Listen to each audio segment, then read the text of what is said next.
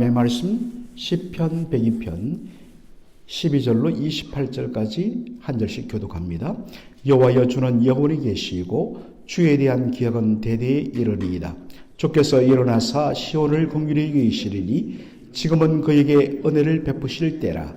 정한 기한이 다가옴이니이다. 주의 종들이 시온의 돌들을 즐거워하며 그의 티끌도 은혜를 받나이다. 이에 문나라가 여호와의 이름을 경외하며 이 땅의 모든 왕들이 주의 영광을 경외하리니 여호와께서 시온을 건설하시고 그의 영광 중에 나타나셨음이라. 여호와께서 빈궁한 자의 기도를 돌아보시며 그들의 기도를 멸시하지 아니하셨도다. 이 일이 장래 세대를 위하여 기록되리니 창조함을 받을 백성이 여호와를 찬양하리로다. 여호와께서 그의 높은 성수에서 굽어보시며 하늘에서 땅을 살펴보셨으니 이는 갇힌 자의 탄식을 들으시며 죽이기로 정한 자를 해방하사 여호와의 이름을 시온에서 그 영예를 예루살렘에서 선포하게 하려 하심이라. 그때의 민족들과 나라들이 함께 모여 여호와를 섬기리로다. 그가 내 힘을 중도에 쇠약하게 하시며 내 날을 짧게 하셔도다. 나의 말이 나의 하나님이여 나의 중년에 나를 데려가지 마옵소서. 주의 연대는 대대에 무궁하니이다. 주께서 옛적의 땅에 기초를 놓으셨사오며 하늘도 주의 손으로 지으신 바니이다. 천지는 없어지려니와 주는 영존하시겠고 그것들은 다 옷같이 낡으리니 업옷같이 바꾸시면 바뀌려니와 주는 한결같으시고 주의 연대는 무궁하리이다. 주의 종들의 자손은 항상 안전히 거주하고 그의 후손은 주 앞에 굳게 서리이다 하였도다. 아멘. 오늘 저는 본문 말씀을 중심으로 지금은 은혜 베푸실 때라 라는 제목으로 말씀을 나누고자 합니다. 시편 102편 어제부터 살피고 있는데 이 본문의 배경이 어디냐? 여러분 항상 우리가 말씀을 볼 때 그 배경을 알아야 본문을 이해하는 데 도움이 됩니다. 많은 학자들이 연구하기로 시편 102편은 예루살렘 멸망과 바벨론 포로를 배경으로 하고 있다라고 말합니다. 시인은 바벨론 포로로 끌려가서 온갖 수모와 고난과 모멸을 당합니다. 그는 어제 고백합니다. 이 모든 근본 원인은 주께서 우리를 향하여 진노와 분노를 하셨기 때문이라 합니다. 그리고 주의 분노와 진노의 근본 이유는 바로 이스라엘 백성들, 하나님의 백성이면서도 하나님의 백성답지 못하게 불순종과 패역을 끊임없이 자행했던 자신들의 죄 때문이라고 고백을 합니다. 시편 102편 11절 어제 우리가 다루지를 못했는데 포로 신세가 된 자신의 처제를 내 날이 기울어지는 그림자 같고 내가 풀의 시들어 감 같습니다라고 고백을 합니다. 풀이 시들어져서 마침내 바짝 말라버리듯이 그리고 해가 저물어 가면서 해가 저물면 빛이 사라지면 그림자도 순식간에 없어지는 거지. 이게 내 형편이다. 내 인생이다. 그렇게 고백합니다. 포로로 끌려와서 살아가는 자신. 이제 해는 뉘웃 넘어가는데 그러면 그와 동시에 그림자가 사라지는 거지. 풀이 시들어 이내 말라버리는 같이 소망이 없다. 앞이 보이지 않는다. 그러한 자신의 심정을 그렇게 묘사하는 것입니다. 그런데 자 여러분 시편 102편 12절의 시작은 우리 한글 성경에는 나오지 않습니다만 영어 성경은 원어 히브리어 성경의 그 표현을 잘 번역해서 but 그러나 참 여러분 이게 성경 읽는 묘미입니다. 여러분들 제가 자꾸만 아이고 살아가기도 힘든데 자꾸 뭐 목사님 영어 성경 보라고 그런다고 여러분 꼭 한번 보시기 바랍니다. 옆에 두고 다른 건 별 없는데 이런 하는 것들 하나 딱 보면 확 바뀝니다. 앞부분까지는 포로의 삶 가운데서 앞이 보이지 않고 소망이 없는 그림자가 사람 같은 그런 절망인데 그 다음에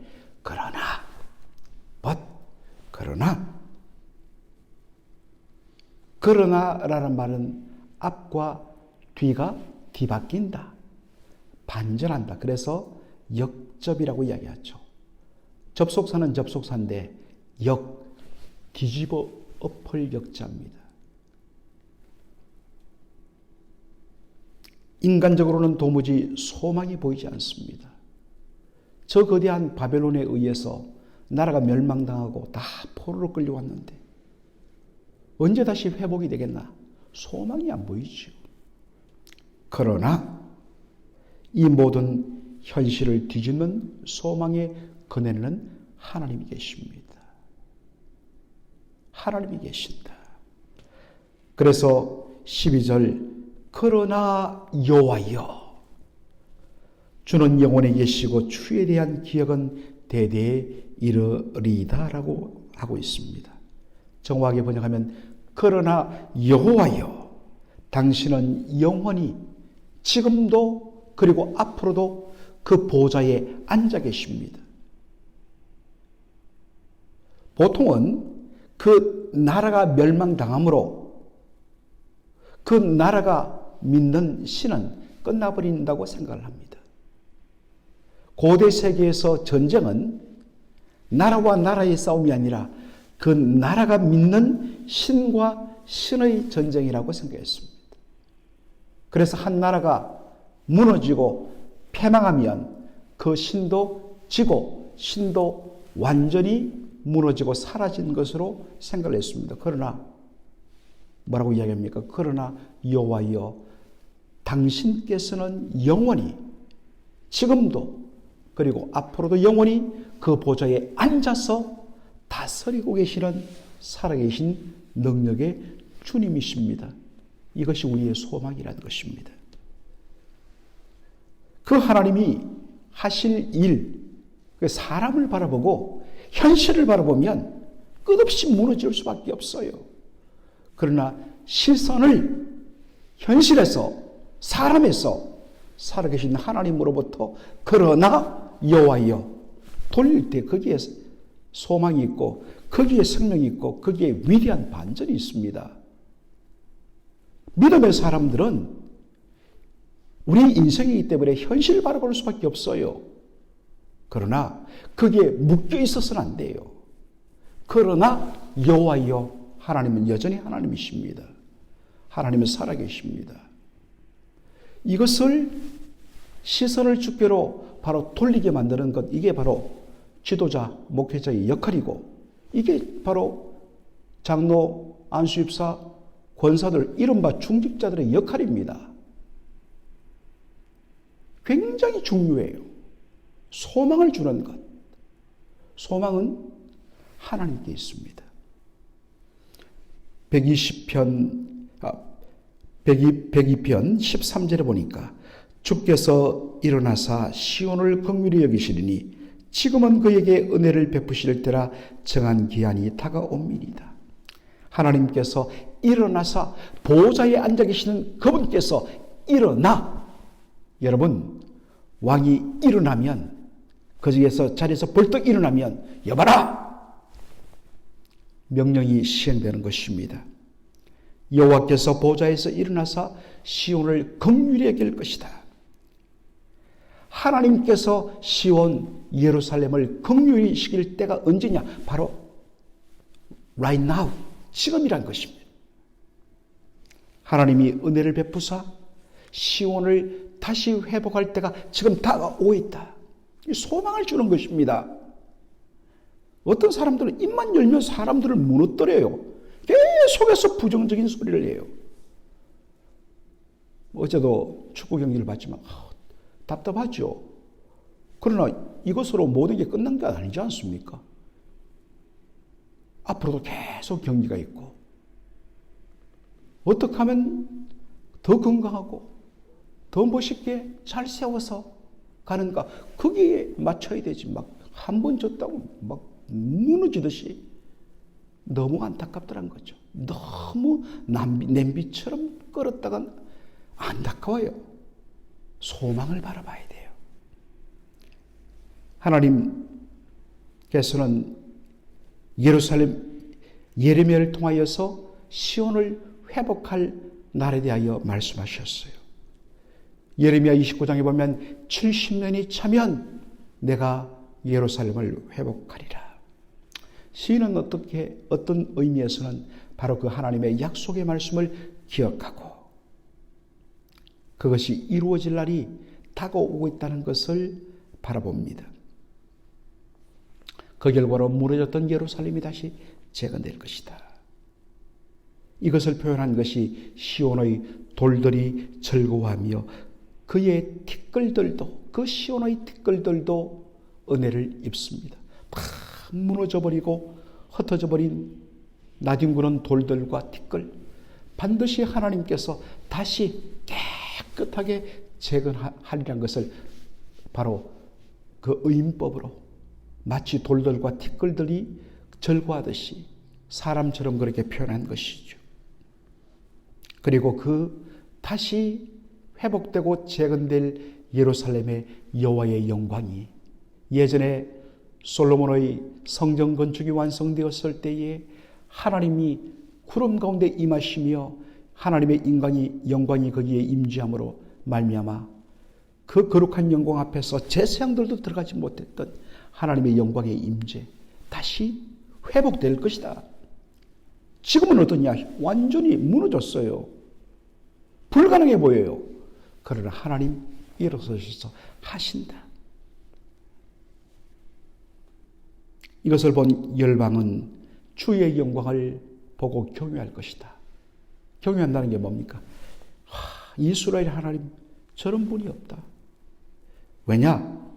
이스라엘 백성들은 하나님을 배신하고 패역하고 불순종하고 끝까지 고집부리다가 멸망당하고 바벨론으로 포로로 끌려갔거든요. 이제 모든 게 끝난 거예요. 그런데도 하나님은 다시 그들을 긍휼히 여기시고 찾아가시고 그들을 긍휼히 여기사 회개하게 하시고 돌아오게 하시고 그런 다음에 그들을 다시 회복시키며 무너진 예루살렘을 재건하며 거기에 여호와의 성전을 다시 지어 그 백성들로 하여금 찬양을 받으시는 하나님. 도대체 이스라엘의 하나님은 어떤 분이시냐? 이게 복음의 능력입니다. 어떻게 우리 같으면 그렇게 안 사는데 어떻게 그렇게 살 수 있느냐? 도대체 당신이 그렇게 믿는 이유는 어디 있느냐? 당신이 믿는 신, 그분은 도대체 어떤 분이시길래? 여러분 여기에 복음의 능력이 있습니다. 신은 이 모든 것이 전적인 하나님의 은혜와 자비 때문이라고 말합니다. 그리고 이것을 바라보면서 드린 기도를 외면치 아니하시는 하나님의 자비를 찬양합니다. 여호와께서 빈궁한 자의 기도를 돌아보시며 그 기도를 멸시치 않으십니다. 그러면서 시인은 이 모든 일을 장래를 위하여 기록할 것을 부탁합니다. 목적은 바로 창조함을 받을 백성들이 여호와를 찬양하도록. 여기 창조함을 받을 백성, 지음을 받을 백성이란 것은 여러 가지 해석이 되겠지만 어떤 영어성이 이렇게 번역합니다. 아직도 태어나지 않은, 즉 앞으로 태어날 미래의 후손들을 위하여 기록해라. 다음 세대가 이 모든 내용들을 읽으면서 정말 우리 조상의 하나님은 너무나 위대하시다. 그분은 여전히 우리의 하나님 되신다. 여러분 이것이 굉장히 귀한 내용입니다. 시편 102편 23절로 24절 그가 내 힘을 중도에 세약하게 하시며 내 날을 짧게 하셨도다. 나의 말이 나의 하나님이여 나의 중년의 날을 데려가지 마옵소서. 주의 연대는 대대에 무궁하니이다. 시인은 왜 이렇게 말하느냐? 하나님께서 시온을, 예루살렘을 다시 회복시키는 것을 보고 싶어 합니다. 그러나 어떤 의미에서 자신의 형편을 봤을 때, 자신의 나이와 건강 상태를 봤을 때에 과연 나의 허락된 인생의 날 안에 그것을 바라볼 수 있을까라는 것, 어떤 의미에서 자신의 현실 앞에서는 자기가 그것을 보고 직접 보고 누리며 즐거워하는 것은 쉽지 않다는 것을 압니다. 그런 이유에서 주여 나의 중년의 날을 데려가지 마옵소서. 그저 좀 더 오래 살고 싶고, 그게 목적이 아닙니다. 여러분, 죄송하지만 우리는 70, 80 옛날 같으면 여러분 70도 어려웠습니다. 그래서 나이 70이면 고희라. 고희란 말은 정말 희귀하다는 말입니다. 70까지 사는 것이 수천 년 전에는 너무 희귀해서 고희라고 이야기했어요. 그런데 요즘에는 70도 보면 경로당에 가면 물 들고 그 다음에 걸레질 해야 합니다. 노인 아니에요. 현역으로 이렇게 뛰는 70대 중반 권사님도 계시지 않습니까? 쌩쌩합니다. 권사님 80까지도 가능해요. 그러니까 어떤 의미에서는 이제 70, 80, 90은 어떤 면에서는, 어떤 의미에서는 그렇게 오래 사는 것 자체가 우리의 어떤 소망과 목적이 아니에요. 그저 더 오래 사는 것이 목적이 아니라 시온의 회복을, 하나님의 영광이 다시 임하는 그 현장을 목격하며 하나님 위대하심을 정말 다음 세대에게 간증하고 싶은 그 열망 때문에 하나님 나를 중년에 데려가지 마옵소서. 여러분, 하나님 건강 주시고 오래 살게 하시고 그렇게 기도하지 마세요. 목적이 뭐냐? 왜 오래 살려고 그러는데? 왜 건강해야 되는데? 목적이 뭡니까? 주의 영광을 드러내며 그 영광을 제가 직접 보면서 하나님을 기뻐하며 그 놀라운 것들을 다음 세대를 위하여서 간증하기 위하여서 주여 저에게 건강 주옵소서. 하나님 주십니다. 목적 있는 인생 살아가는 저와 여러분 되기를 주의 이름으로 축원합니다. 아멘. 살아계신 우리 아버지 하나님, 은혜와 사랑을 감사드립니다. 우리 주님께서 오늘 시편 102편 12절로 28절의 말씀을 통하여서 현실적으로 바벨론 포로 상태에서 완전히 무너지고 폐허된 돌덩이들만 굴러다니는 그 시온의 현실 가운데서, 그러나 여호와 하나님은 여전히 보좌에 좌정하시며 당신의 백성들의 부르짖음을 긍휼히 여기시며 보좌에서 일어나 다시 무너진 시온을 회복하실 그 하나님의 자비와 긍휼과 하나님의 위대하심을 바라보며 소망 가운데 다시 한 번 더 일어서는 그러한 모습들을 저희들이 바라봅니다. 아버지 하나님, 저희들에게 그런 믿음 있게 하여 주시옵소서.